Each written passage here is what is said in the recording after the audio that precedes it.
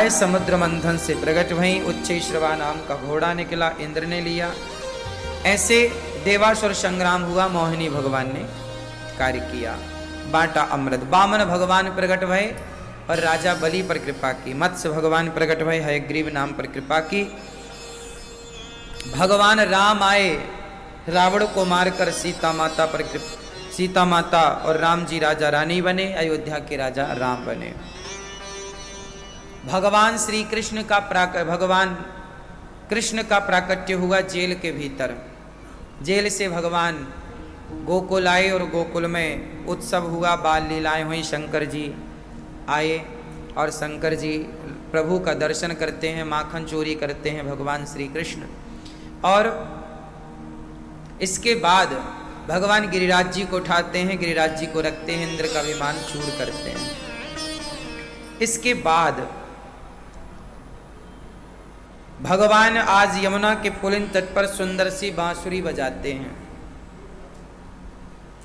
गजब की बांसुरी बजती है वृंदावन बसैया की, करूं तारीफ मुरली की या मुरली के बजैया की।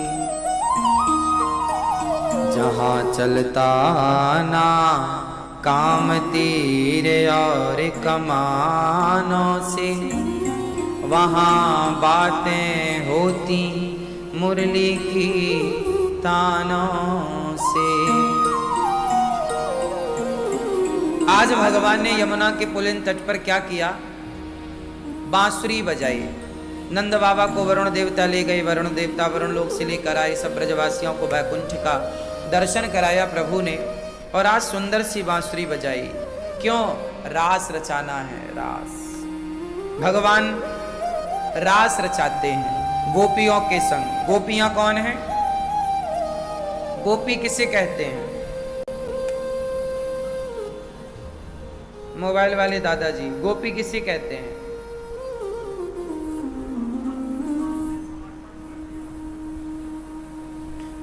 गोपी, देखिए गोपी में भी गौ माता है। गो गो गो मतलब इंद्रियां, गौ मतलब गौ माता भी होता है, और गौ मतलब इंद्रियां भी होता है।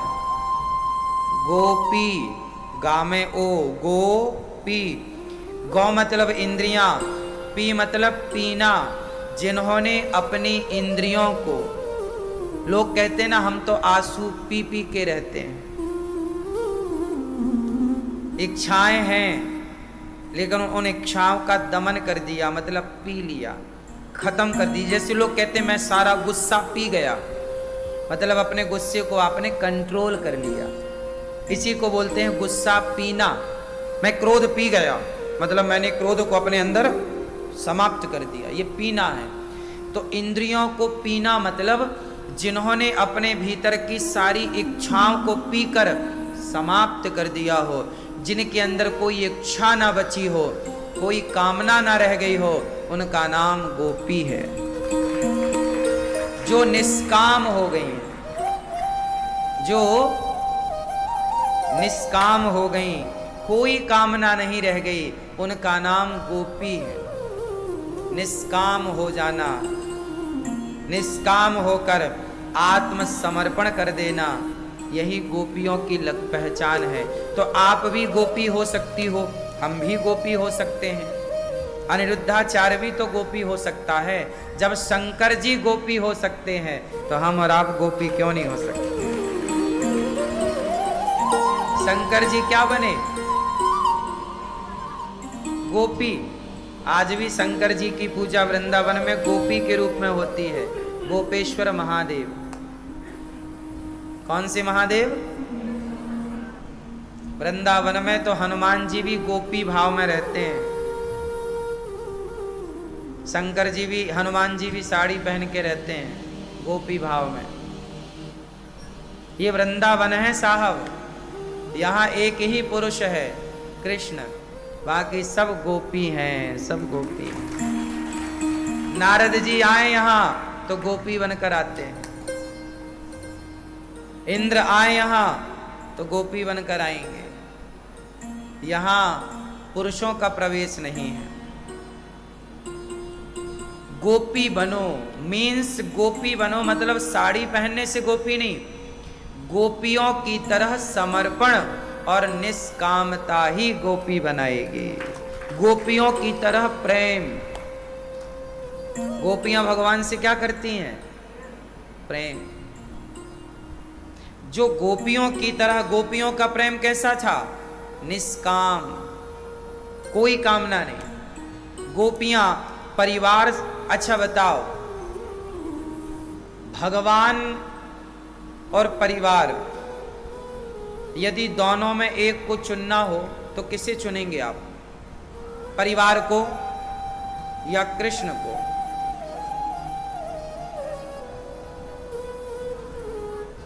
आप किसे चुनना?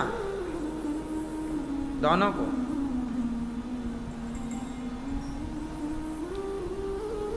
परिवार और भगवान दोनों में चुनना हो तो किसे चुनेंगे?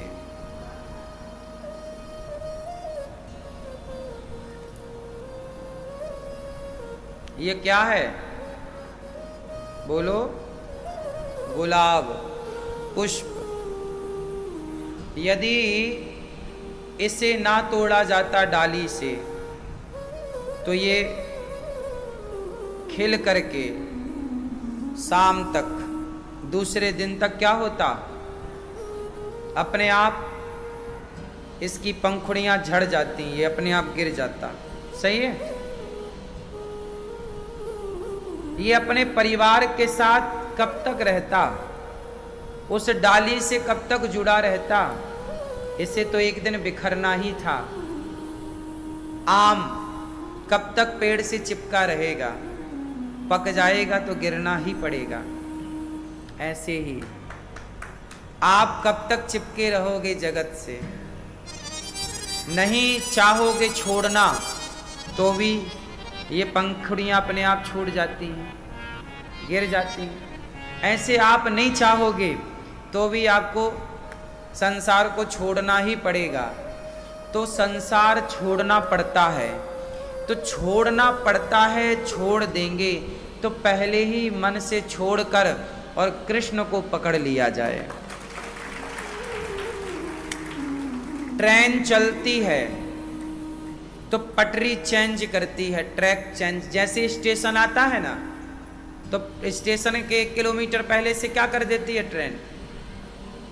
जिस पटरी पर वो लंबे दूरी तय करके आई, अब उस ट्रैक को छोड़कर वो प्लेटफॉर्म वाले ट्रैक को पकड़ लेती है।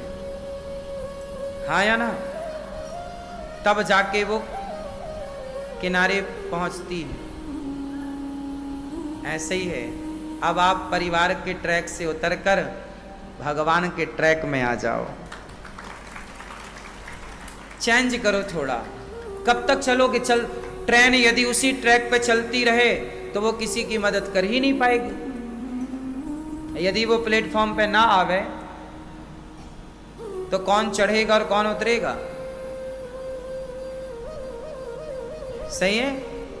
तो बस जीवन की सार्थकता उस ट्रैक पर चलने से नहीं है जिस ट्रैक पर आप चल रहे हैं।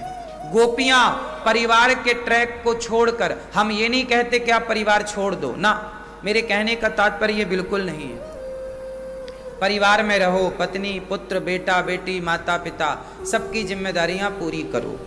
एक अच्छे पति बनो, एक अच्छी पत्नी बनो, एक अच्छे पिता बनो, एक अच्छे पुत्र बनो।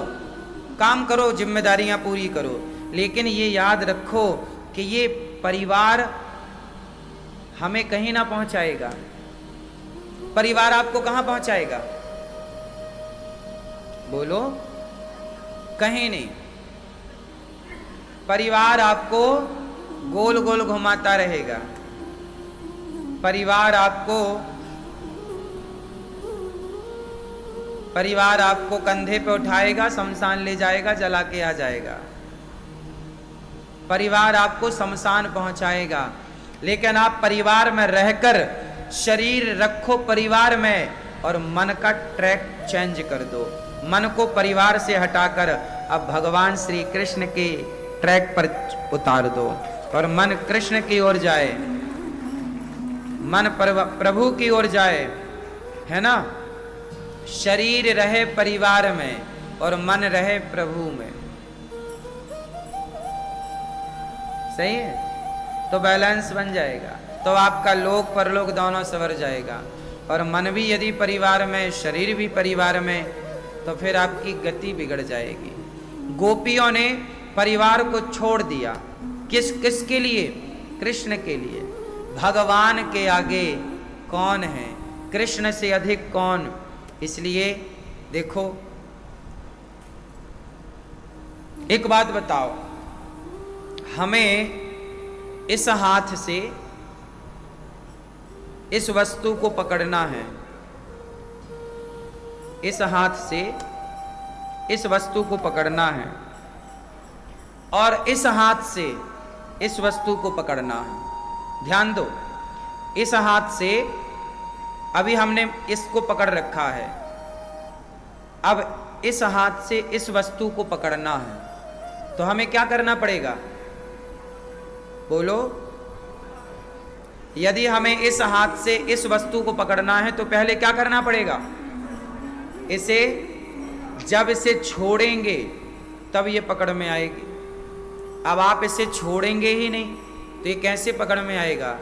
परिवार से मन छूटेगा तो प्रभु पकड़ में आएंगे।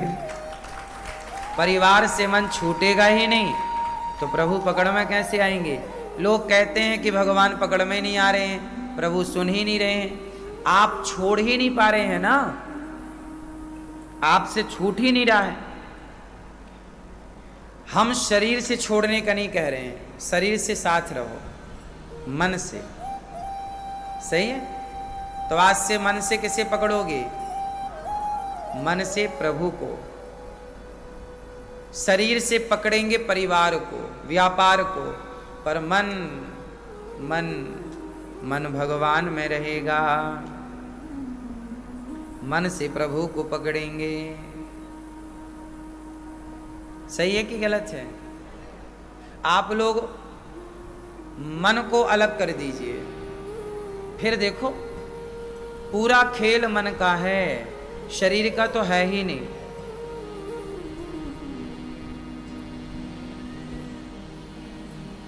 तो आप समझदार हैं, समझिए।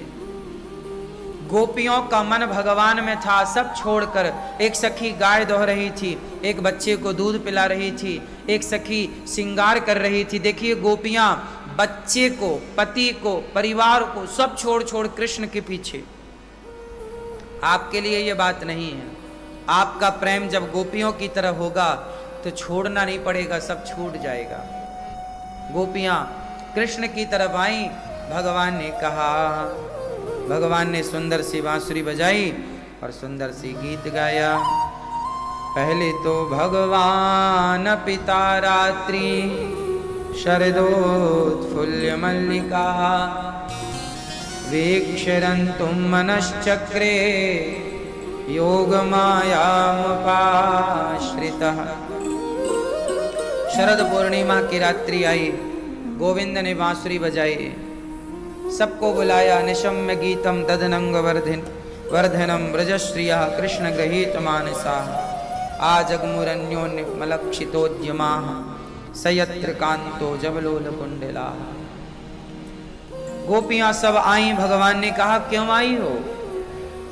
गोपियां बोली आपने बुलाया, हम चली आई। भगवान बोले हम तो बांसुरी बजा रहे थे, हमने कब बुलाया? भगवान ने कहा जाओ घर। भगवान यहां कहते हैं कि परिवार कैसा भी हो, अपने पति को कभी नहीं छोड़ना चाहिए, पति कैसा हो। पत्नी को कभी नहीं छोड़ना चाहिए, पत्नी कैसी हो। आजकल ना, अभी मैं मुंबई गया तो प्रश्नोत्तरी में एक मैया ने मेरे से कहा, प्रश्नोत्तरी में एक मैया बोली महाराज आजकल की स्त्रियां पति के होते हुए भी, कुछ स्त्रियां दूसरे पुरुषों से सेट हो जाती हैं और कुछ पुरुष पत्नी के होते हुए भी पराई औरतों के चक्कर में पड़ जाते हैं। मैंने पूछा कि मैया ये कितने % है, तो उन्होंने बताया कि ये काफ़ी लंबा है। अब आप लोग बताइए, आजकल ये हो रहा है कि नहीं समाज में? स्त्रियां भी अब भटक रही हैं। अभी तक तो सुनने में आया कि पुरुष भटक गया, पुरुष के केस ज़्यादा सुनने में आते थे। अब तो स्त्रियां भी 2-2 बच्चों के होते हुए भी बच्चों को छोड़ देती हैं, पति को छोड़ करके पराये आदमी के संग भाग जाती हैं। ये केस अब बहुत बढ़ रहे हैं। स्त्रियों के, पुरुषों के तो देखने को मिलते थे, स्त्रियों के नहीं देखने को मिलते थे, कम मात्रा थी, ना के बराबर, पर अब केस बढ़ गए हैं। ये बात सही है कि गलत है? हाँ, इसलिए हम कहते हैं कि पुरुष ही काम करे मस्त, घर की जिम्मेदारियां वही निभाए, है ना?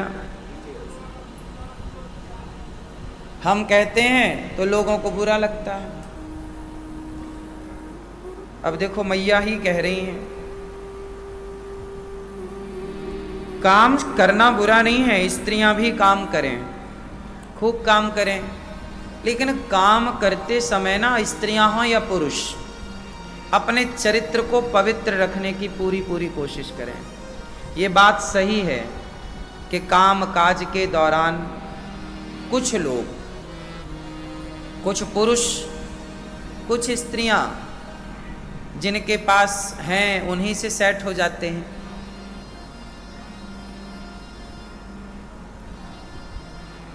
और कि उन्हें लगता है कौन देख रहा है, कौन सुन रहा है, कौन देखेगा।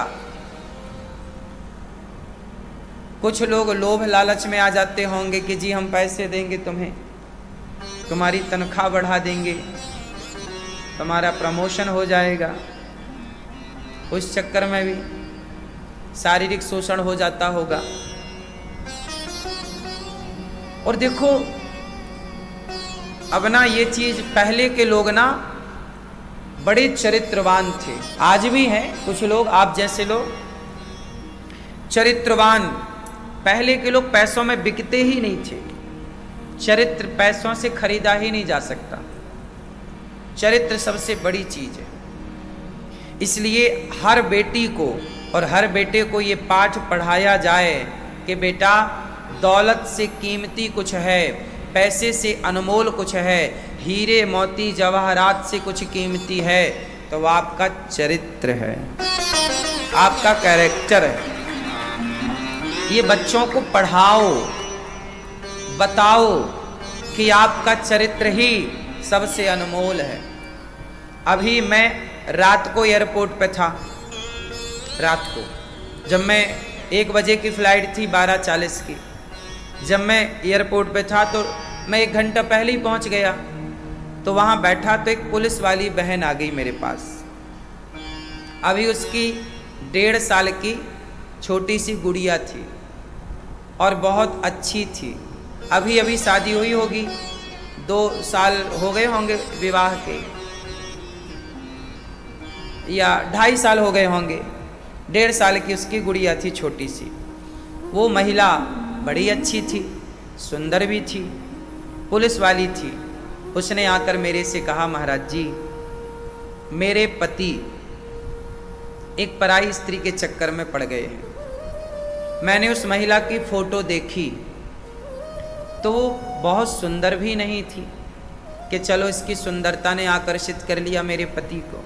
बहुत सुंदर भी नहीं थी, बिल्कुल अच्छी नहीं थी, जबकि वो बहन बहुत सुंदर थी।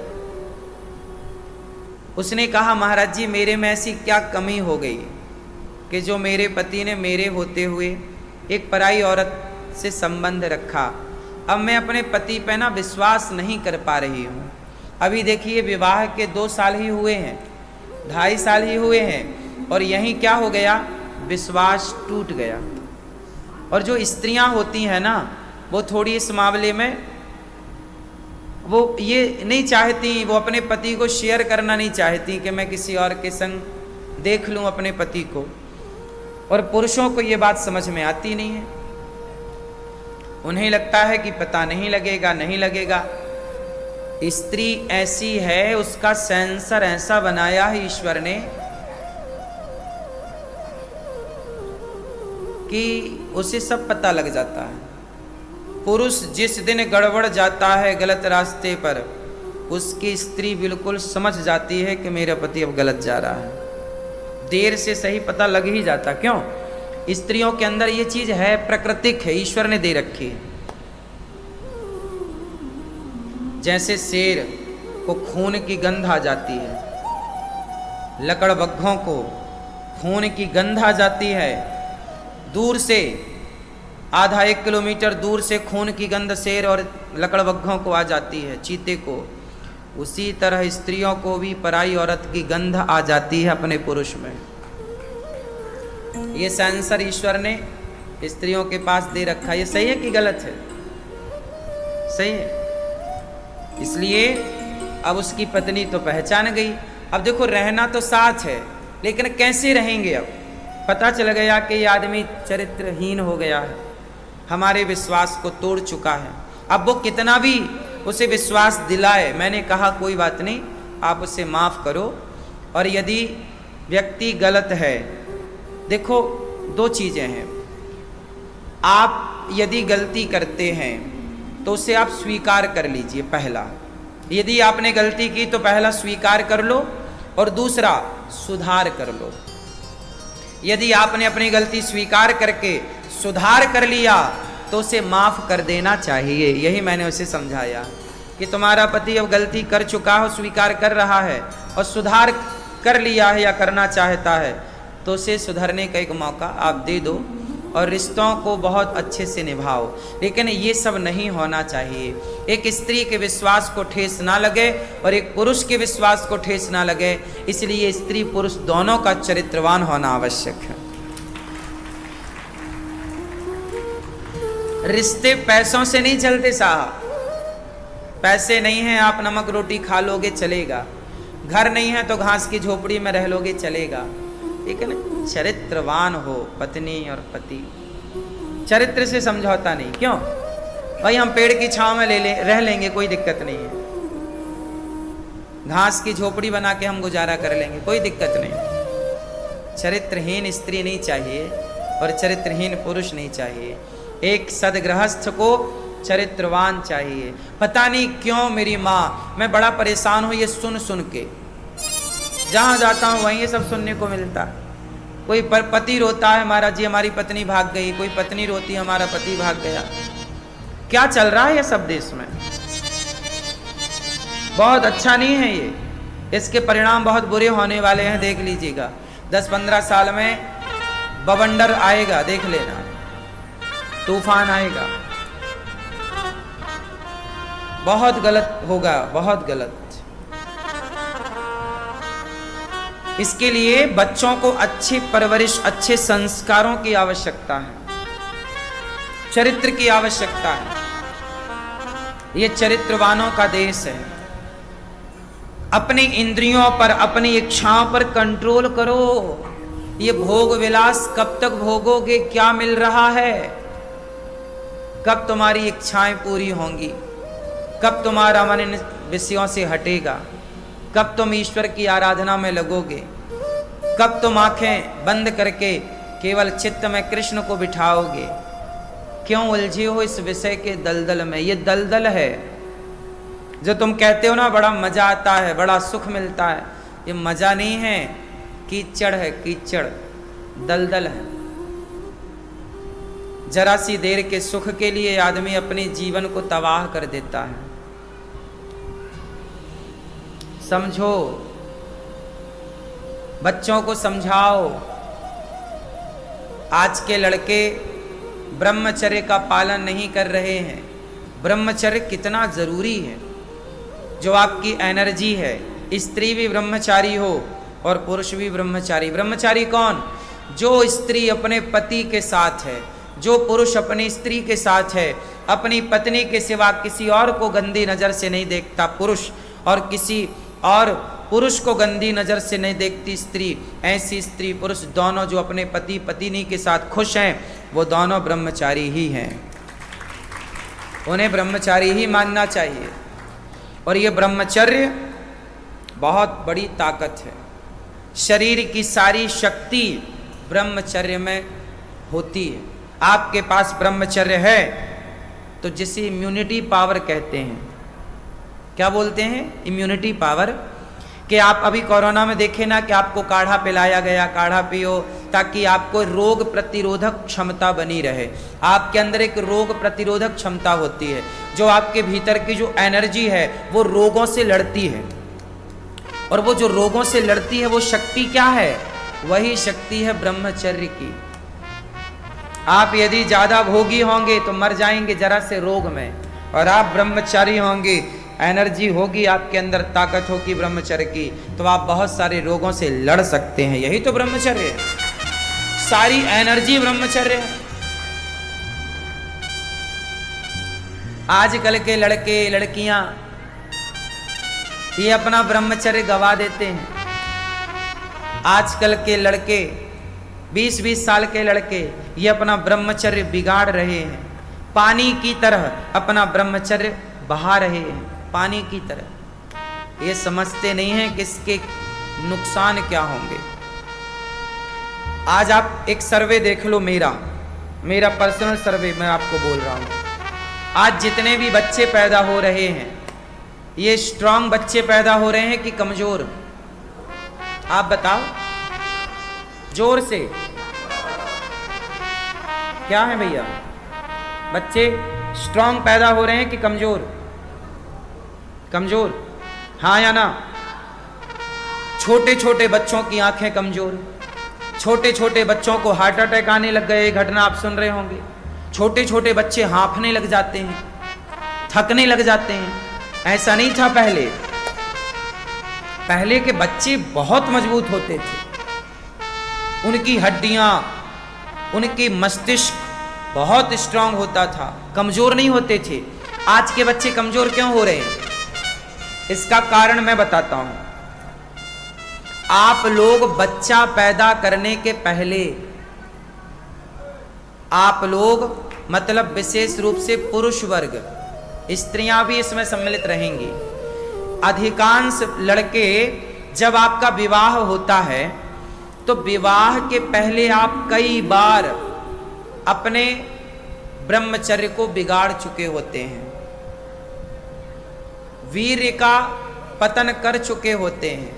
कई बार आप अन्य लड़कियों के साथ, अन्य स्त्रियों के साथ आप शारीरिक संबंध बना चुके होते हैं, कई बार आप शारीरिक संबंध में रह चुके होते हैं। उससे क्या है, आपका जो एनर्जी है, जो तेज है, ब्रह्मचर्य, वो सारा बह गया।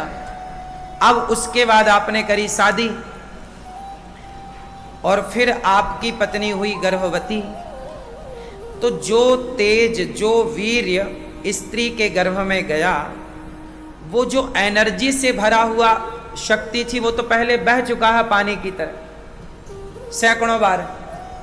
अब कहते ना, दूध की मलाई, मलाई तो निकाल ली, दूध की मलाई तो निकल गई, अब बचा क्या? तो जो एनर्जी थी एक पुरुष की ब्रह्मचर्य की, वो तो गई। अब जो आपकी बची है उससे आप संतान पैदा कर रहे हो, तो वो संतान कमजोर इसलिए है क्योंकि आपका वीर्य ही कमजोर था। साइंटिफिक है ना, इसलिए कहते हैं पुराने लोग 25 साल तक ब्रह्मचारी रहो। क्या रहो? जिस आदमी ने ब्रह्मचर्य का पालन किया हो और फिर उसके ब्रह्मचर्य के पालन करने के बाद उसकी पत्नी के साथ वो गर्भाधान करे और वो संतान जब पैदा होगी तो वही संतान महाराणा प्रताप और शिवाजी होगी, क्योंकि वो पूरी एनर्जी उसके अंदर है। आपको क्या लगता है, बच्चा जो पैदा होता है काहे से पैदा होता है? पानी की कुछ बूंदों से ही तो पैदा होता है। तो वो पानी की बूंदें जितनी ताकतवर होंगी उतनी ताकतवर संतान होगी, सिंपल फंडा है। आप समझते क्यों नहीं है? इसलिए हमारे शास्त्रों में ब्रह्मचर्य को बहुत महत्व दिया, जोर दिया। 4 आश्रम है, ब्रह्मचर्य, गृहस्थ, वानप्रस्थ, सन्यास। आपने सुना कि नहीं ब्रह्मचर्य आश्रम के बारे में? क्या जानते हो ब्रह्मचर्य के बारे में? आपने सुना होगा कि ये ब्रह्मचारी है। क्या है? स्वामी विवेकानंद जी सदा ब्रह्मचारी रहे। स्वामी विवेकानंद जी सदा, बोलो, ये ब्रह्मचर्य है साहब। तुम आज के लड़के गलत ट्रैक पर चले गए, अब लाना बड़ा कठिन है। ये वासनाओं की यात्रा पर चल चुके हैं, अब इन्हें रोक पाना बड़ा कठिन है। 14 साल के लड़का आजकल, मेरी माँ तुम्हें सुन के आश्चर्य लगेगा, 14-15 साल के लड़का लड़कियां आजकल प्यार कर रहे हैं, प्यार हो रहा है इनको। अब सोचिए कि जो 14 साल में ही ब्रह्मचर्य बिगाड़ने लग गया, ये 25 साल में जब इसकी पत्नी गर्भवती होगी तो ये कौन सा गर्भाधान होगा और क्या संतान होगी, कितनी चरित्रवान होगी, कितना राष्ट्र प्रेमी संतान होगी। इसलिए ब्रह्मचारी बनो और गलत ट्रैक से उतरकर सही ट्रैक पर आओ। इसी से आपके बच्चे अच्छे होंगे तो वही बच्चे भारत का भविष्य होंगे। आपकी संतान मेधावी होगी तो भारत सुंदर होगा, भारत अच्छा होगा। एनर्जी से भरी संतान होगी तो एनर्जी से भरा हुआ देश होगा। भोगी विलासी आप होंगे तो आपकी संतान भी भोगी विलासी होगी। इसलिए रावण कैसा था? रावण कैसा था? भोगी, औरतों को ले आता चुरा चुरा के, अपनी पत्नी से संतुष्ट नहीं था, दूसरों की भी चुराता। रावण भोगी था तो रावण राजा था, और भोगी राजा था तो पूरी लंका का नाश कर दिया। यदि भोगी राजा मिल गया तो पूरी लंका का नाश कर दिया। और राम जी ब्रह्मचारी थे, राम जी ब्रह्मचारी थे, इसलिए राम के बेटा लवकुश 5-7 साल की आयु में हनुमान जी को बांध दिया। ये ताकत है ब्रह्मचर्य की कि लवकुश ने लक्ष्मण जी को बांध दिया। लक्ष्मण मेघनाथ को मारने वाले, हनुमान जी पहाड़ उठाने वाले, सबको बांध के किनारे पटक दिया। किसने? बोलो, लवकुश ने। अपने ज्ञान से सबको पराजित कर दिया बच्चों ने। यह है ताकत ब्रह्मचर्य की। छोटे छोटे बच्चों को याद नहीं होता, याद करते हैं भूल जाते हैं। ये बच्चों का दोष नहीं है, उसके बाप का दोष है। तुम्हारे बच्चे भूल रहे हैं, मतलब तुम्हारा जो तेज था ब्रह्मचर्य वो बढ़िया वाला नहीं था, कमजोर था, इसलिए बच्चों का मस्तिष्क कमजोर है। आप मानो ना मानो साहब, किसान जब फसल बोता है ना तो बढ़िया क्वालिटी का बीज लाता है। जितना बढ़िया बीज होगा उतनी बढ़िया किसान की फसल होगी। जितना बढ़िया आपका तेज होगा उतनी अच्छी संतान होगी। आप मानो, कितने लोग मेरी बात से सहमत हैं? आप नहीं है सहमत?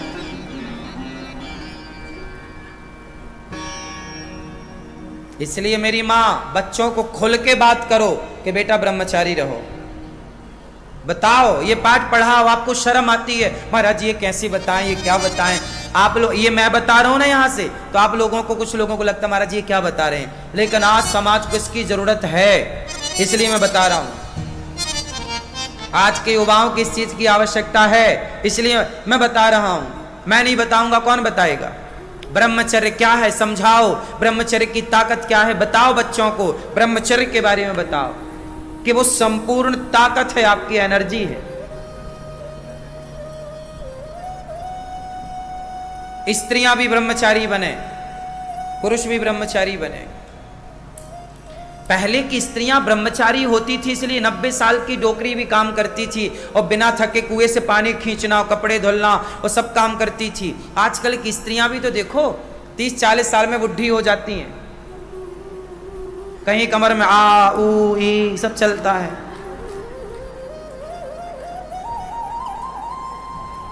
पुरानी पुरानी मैयाओं को देख लो, आज भी बिल्कुल पक्की। ये देखो, ये हमारी मैया बैठी है, कितने साल की हो मैया? 40 साल की, 80। ये देखो 80 साल की मैया है और 40 साल की मैया से लड़ाई करा दो जरा, ये जीत जाएंगी मैया। आज की 40 साल की स्त्री से 80 साल के मैया की लड़ाई करा दो, मैया करवा दें अखाड़ा? हाँ, ये मैया पक्का जीत जाएंगी। ये बहुत पक्की मैया है, घी दूध खाने वाली है ना मैया। कितने बच्चे हैं आपके? 5 बच्चे। देखो 5 बच्चे हैं, फिर भी मैया बिल्कुल देखो ना मोटी है ना कैसी है, एनर्जी से भरी। अभी दौड़ा दो, तुमसे तेज आगे निकल जाएंगी मैया 80 साल। मैं ऐसे नहीं बोल रहा हूँ, सही बोल। क्यों मैया? आप दौड़ती हो, सारा काम कर लेती हो ना, खूब काम करती हैं और 80 साल की हैं, देखो। और पूरे गांव में चक्कर लगाती हैं और 5 बच्चे हैं और तुम्हारे 2 बच्चे में तुम आ ई ऊ करने लग जाती हो। तो पुराने लोग कैसे रहे? ये मैया भी अच्छा खाती, इन्होंने खूब घी पिया होगा, दूध खाया होगा, लस्सी पी होगी। क्यों मैया? घी दूध तो रोटी डुबा डुबा के घी में खाती थी, मींज मींज के। रोटियों को घी में, कटोरी में घी भरा और रोटी को उसमें मींज लिया और बढ़िया घी रोटी और उसमें गुड़ डाल लिया, है ना। दाल चावल और उसमें 4 चम्मच घी। पहले के लोग घी खूब पीते थे, घी की ताकत एनर्जी है। अब आप लोग खा रहे हैं सुअर का, अब घी मिल ही नहीं रहा है। और पहले ये मैया खुद घी दोहती थी और ये मैया खुद घी मंथन करती। मैया से घी मंथन की हो ना अपने टाइम पे, इतना घी निकालती थी मैया। मथानी थी, मथानी रस्सी बांध के मंथन, इतना घी खा लेती थी आप, निकालती थी। और मक्खन खाती थी ये सब। आप लोग खाते क्या है? पिज्जा बर्गर चाउमीन, इसमें कहाँ एनर्जी है? क्यों बेटा? इसलिए आप लोग अच्छा खाओ। और पहले की स्त्रियां काम भी बहुत करती थी, तो खाती थी तो काम करती थी तो पचता था। अब खाती तो है पर काम करते नहीं है, तो वो गुब्बारे की तरह हो जाते हैं।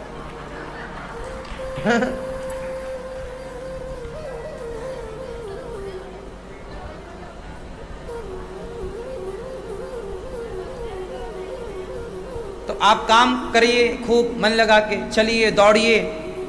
पहले की स्त्रियां, गर्भवती स्त्रियां, 8वां महीना चलता था और 8वां महीना में वो गेहूं पीसती थी चक्की से और उकड़ू बैठ करके पोंछा लगाती थी पूरे आंगन में। पोंछा समझते ना, चौका बर्तन पोंछा, उकड़ू समझते हैं? उकड़ू बैठ के, हाँ, ऐसे ऐसे करती थी। इससे क्या होता है? नॉर्मल डिलीवरी होने की संभावनाएं बढ़ जाती थी। पहले के ना सब साइंटिफिक था, चक्की चलाना, उकड़ू बैठ के आंगन लीपना। इससे पहले की सास जब 8वां महीना चलता तो बहू को उकड़ू बिठालने का काम कर देती, उकड़ू बैठो, पोंछा लगाओ, चक्की चलाओ, ताकि इससे डिलीवरी नॉर्मल हो। और आजकल की स्त्रियां तो 7वें महीने से बिस्तर पे पड़ जाती हैं, 2 महीने आराम करेंगी, फिर पेट फड़वा के आ जाएंगी। लो, मैं पढ़ी लिखी, हाँ, मैं आ गई पेट फड़वा के।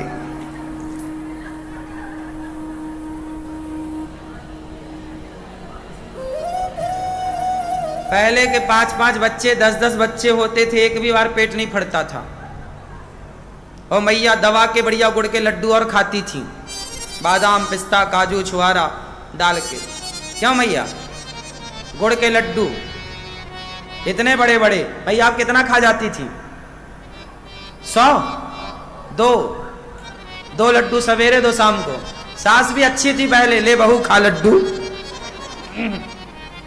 और देसी गुड़ में देसी घी डाला जाता था, बादाम काजू पिस्ता, है ना, सब डाला जाता था।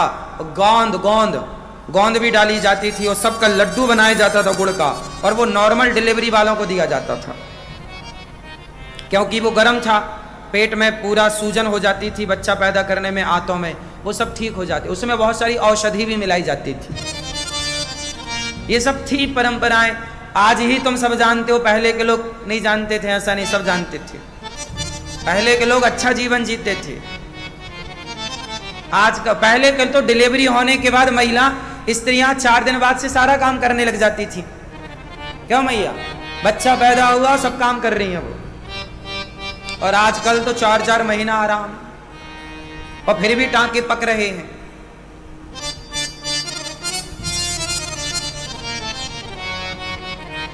आ जाओ पुराने भारत में, इस नए भारत से तुम्हारा सिर्फ विनाश है। पुराने भारत में ही विकास था जीवन का। आधुनिक विकास आज है, आधुनिक विकास आज है, लेकिन इस विकास से समाज का विनाश हो रहा है। पहले शारीरिक विकास था, पहले की आयु लंबी थी, आज की आयु कम है। आज 60 साल में ही औसत आयु भारत की 60 साल मापी गई है। भारत में 60 साल में ही आदमी मर रहा है, जबकि पुराना आदमी ये मैया 80 साल की है, लेकिन आज की जो स्त्री है ये 80 साल तक पहुंच पाएगी इसकी कोई गारंटी नहीं है। ये 5 बच्चों के बाद भी 80 साल चली गई, और अभी 10-20 साल तो यूं ही निकल जाएंगे मैया के। और आप लोग बताओ कहां तक पहुंचोगे? 50-60 में ही आजकल कहानी हो रही है पूरी।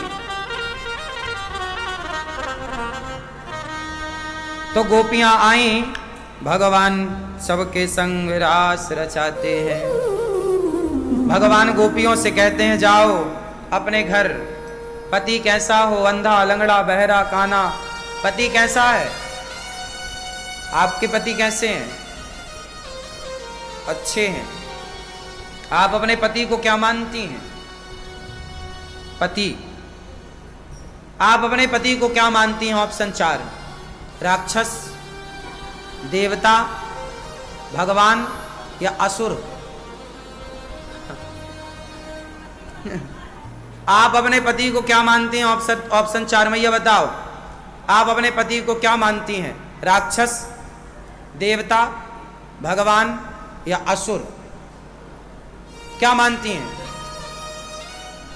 बताओ, आप क्या मानती हैं? आप क्या मानती हैं?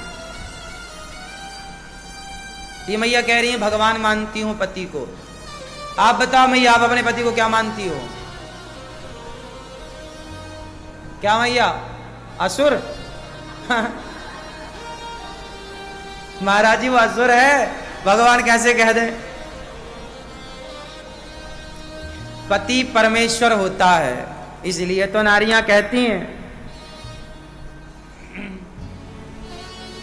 इसलिए तो नारियां कहती हैं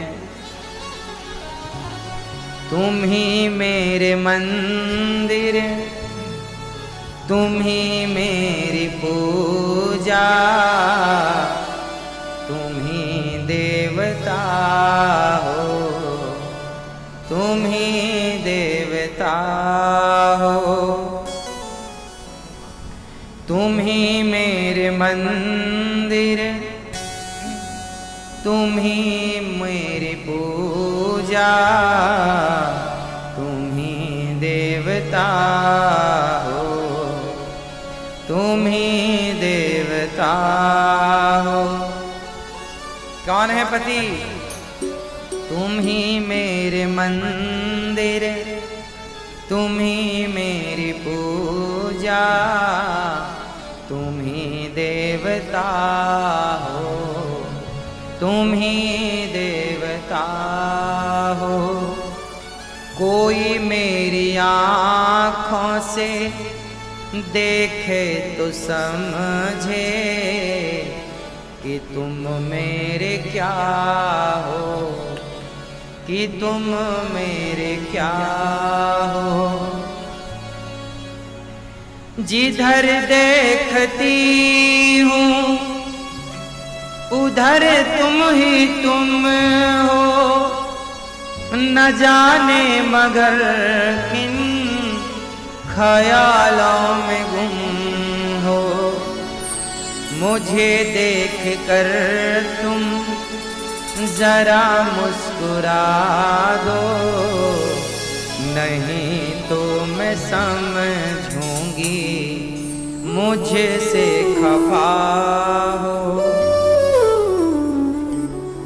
अब देखो ये नारी का भाव है, पति मुस्कुराता रहे हर पत्नी कैसी हो, पति को परमेश्वर के भाव से देखे, मुस्कुराता हुआ देखे, उसकी मुस्कान बढ़ाए, घर की बातें चिड़चिड़ करके उसकी मुस्कान में आग न लगाए। और पति को भी चाहिए कि आप भी अपनी पत्नी की होंठों पे मुस्कान बनाए रखिए। आप ऐसा व्यवहार करिए अपनी पत्नी के साथ कि जब भी आप पत्नी को देखो वो मुस्कुराती हुई ही आपको नजर आए। आप ऐसे पति बनो कि जब भी आपकी नजर पत्नी पर जाए वो खिलखिलाती मुस्कुराती आपको दिखे। मुस्कुराती हुई पत्नी और मुस्कुराता हुआ पति और मुस्कुराता हुआ परिवार जहां है वो घर नहीं है, वो बैकुंठ है, वो स्वर्ग है। आपके पास दौलत कितनी है ये मायने नहीं रखती, आपके होंठों पे मुस्कान कितनी है ये मायने रखती है। क्यों? सोचिए, आप सदा हंसते रहते हैं, मुस्कुराते रहते हैं, आपके पति हंसते मुस्कुराते, आपके माँ बाप हंसते मुस्कुराते, बच्चे, वो घर है कि क्या है? आपकी प्रसन्नता सबसे अनमोल है। कोई दौलत नहीं है जो आपकी खुशी की बराबरी कर सके। इसलिए ऐसा व्यवहार रखिए पत्नी के साथ कि पत्नी खिलखिलाती रहे। ऐसा व्यवहार रखिए पति के संग कि वो खिलखिलाता रहे। तुम ही मेरे माथे की बिंदिया की झिलमिल, तुम ही मेरे हाथों के गजरों की मंजिल। मैं हूँ एक छोटी सी माटी की गुड़िया, मैं हूँ एक छोटी सी माटी की गुड़िया। तुम ही प्राण मेरे, तुम ही आत्मा हो, तुम ही मेरे मंदिर, तुम ही मेरी पूजा, तुम ही देवता हो, तुम ही देवता। मैं हूँ एक छोटी सी माटी की गुड़िया, तुम ही प्राण मेरे, तुम ही आत्मा हो। स्त्री कब तक जिंदा है? जब तक पति है। पति के बाद वो कहां जिंदा है? पहले की तरह। पत्नी के बाद, पति के मरने के बाद, पति जब मरता है, पुरुष जब मरता है तो केवल पति नहीं मरता, स्त्री का सुहाग भी मर जाता है, 16 श्रृंगार भी मर जाते हैं। हाँ या ना? माथे की मांग मर जाती है, हाथों की चूड़ियां मर जाती हैं, पांव का माहौर मर जाता है, हाथ की मेहंदी मर जाती है, गले का मंगलसूत्र मर जाता है। इसलिए पति ही आपके प्राण हैं। पति के जाने के बाद तो बस आप हो, बस। इसलिए जब पति हो तो हर नारी को अपने पति की इज्जत करनी चाहिए, सम्मान करना चाहिए। पति है तो मांग का सिंदूर है, पति है तो गले का मंगलसूत्र है। आपका मंगलसूत्र कितना महंगा है? 1 लाख का है कि 10 लाख का है कि 1 करोड़ का है, मायने नहीं रखता। बस मंगलसूत्र का वो धागा है, वो धागा मायने रखता है। वो मंगलसूत्र अनमोल है, उसकी कोई कीमत नहीं है, वो पैसों से खरीदा नहीं जा सकता। सही है? यदि खरीदा जा सकता तो फिर जब पति नहीं है तो ले आओ खरीद के,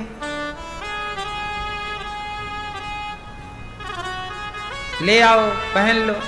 नहीं, अब उस मंगलसूत्र की कोई कीमत नहीं। पति है तो मंगलसूत्र कीमती है, पति नहीं तो उस मंगलसूत्र की कोई कीमत नहीं। इसलिए आप लोग अब जिनके पति नहीं हैं, आप तो कृष्ण का गुणगान करिए और कृष्ण की बन जाओ। आप अच्छी हो, जैसे कौशल्या माँ पति के जाने के बाद परमेश्वर से जुड़ गईं, आप भी परमेश्वर से जुड़ जाएं तो कल्याण है। और जिनके पति जिंदा हैं, सबसे निवेदन करूं, जीते जी अपने पति की इज्जत कर लो, जीते जी अपने पति का सम्मान कर लो, जीते जी उसका ख्याल रख लो। पत्नी जिंदा है तो पुरुषों से कहूँगा, जीते जी अपनी पत्नी का ख्याल रखो और अपने जीवन में खुश रहो, है ना। मर जाने के बाद सिवाय रोने के बचेगा क्या? बाद में क्या रह जाती है? बाद में रह जाती है याद, याद, याद, बस याद रह जाती है। क्या रह जाती है? सिर्फ याद, केवल याद, याद, सिर्फ वो बिताया हुआ पल। इसलिए अच्छे से जी लो, इतने बढ़िया से रह लो कि बस ऐसा रह लो कि बस हम सदा के लिए रह गए, सारा जीवन जी लिया। इन लम्हों में, इन समय में अब बिछड़ भी जाएं तो कोई गम ना हो।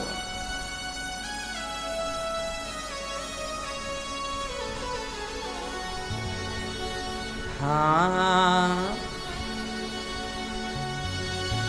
बहुत रात बीती, चलो मैं सुला दूं, पवन छेड़े सरगम में लोरी सुना दूं। तुम्हें देख कर यह ख्याल आ रहा है कि जैसे फरिश्ता कोई सो रहा है।